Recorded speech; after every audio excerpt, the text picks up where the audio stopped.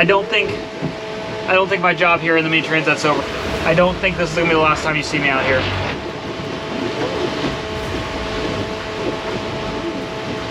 I feel like I've invested so much time and energy and money and just the experience alone to get to this point. I don't think this is gonna be the last time out here on the race course. I think next time I come out here, I'm gonna be doing it to win it. So this year's Mini Transat was all about completing the race. Obviously, I'm all about the competition, and I was planning to race hard, which I was racing hard until the rudder broke. But it was all about completing the race, which I still intend to do.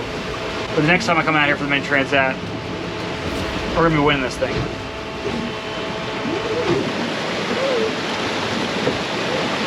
It's day 7, November 3rd, out here on Terminal 8, on the second leg of the Mini Transat. And we are about 136 nautical miles from Cape Verde. Yesterday at about 1300, we were sailing fast, going downwind, flying. I mean, we were probably going 12, 14 knots. I think I saw 16 knots for boat speed at one point. It was blowing about 24, 26 knots. So not super strong, nothing like out of the ordinary, but the boat was just loving it. And part of the reason why I reefed the sail so much also is because we were surfing down a bunch of waves, and I just didn't need any more sail area. So the boat was planing and we were going fast. So it was awesome until about 1300 when I felt something on the tiller. And I was actually hand steering when it happened. I didn't feel anything on the tiller, and I might have felt a little something, but it wasn't like anything too crazy. And all of a sudden I lose a little bit of control of steerage, and it's like, that's weird. And I look back, and the rudder is literally getting dragged across the top of the water, and the only thing that's holding it on is the tiller bar that connects the rudder to the tiller itself.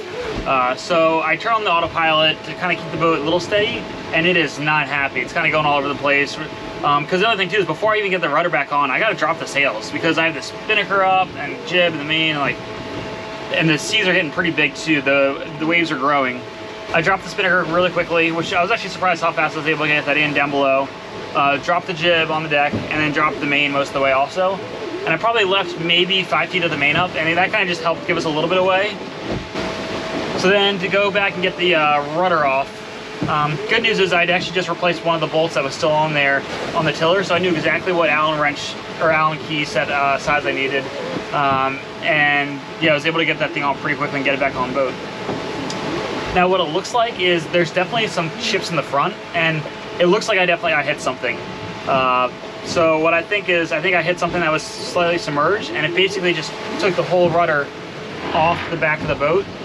All 8 bolts that were holding those in, all sheared right at the back of the boat there. So really surprised to see that. But yeah, I think that's an important aspect of it, because I can't just pick up a sat phone and call them. No, there's no support boats within VHF range out there, even though there's 7 support boats out here. It's a big ocean, big ocean.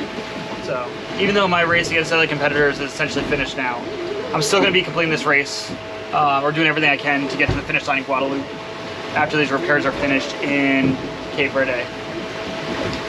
So even though the competitive side of it is, I don't want to say it's over, but I mean, I'm still going to be racing as hard as I can, but I mean, it's going to be nowhere close to what it could have been.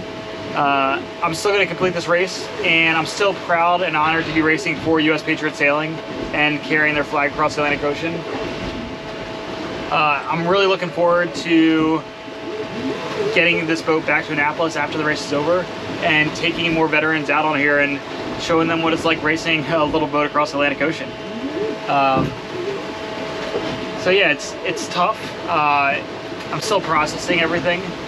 I've been working for the last 3 years getting to this point, and the last thing I would have expected would be for the rudder to have all 8 bolts completely shear off and be heading into Cape Verde. So definitely not planned, but also something not out of the realm possibility. Like, I guess I'm not surprised. I'm also very fortunate and thankful that it's not worse than it is. I'm thankful that there was no water coming in. I'm thankful that it looks like the repair is possible, that I can do it at the dock there. So I'm thankful for a lot of things right now, and I'm grateful that it's not worse. but I'm also holding on tight and hoping that nothing else breaks on the way to Cape Verde, especially that other rudder. So I'm constantly looking at it back there, looking at the waves, just trying to prevent it from any further damage. But yeah, it's tough. It's tough processing it right now. It's tough thinking about it all.